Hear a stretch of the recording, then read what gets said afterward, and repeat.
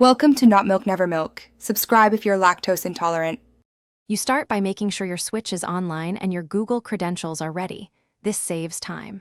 Once done, update system software so compatibility is guaranteed.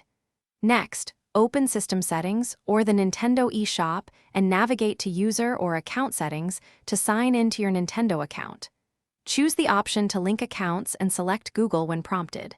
This begins the OAuth flow. It hands off authentication to Google, so Nintendo can trust your identity without storing your password.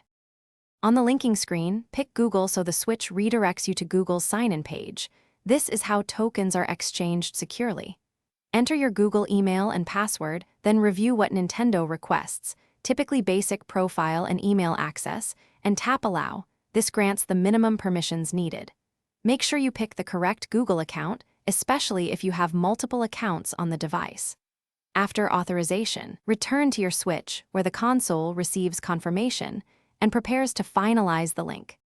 Finish by following the on-screen prompts to confirm the link and accept any Nintendo terms.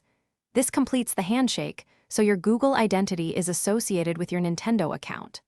Once linked, test features that rely on the connection like Friend Sync or Cloud Saves to confirm success.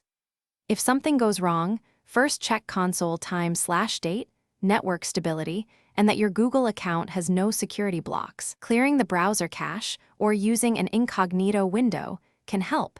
Then repeat the authorization flow to resolve most issues. Thanks for watching. If this was helpful, leave a like and consider subscribing. See you next time.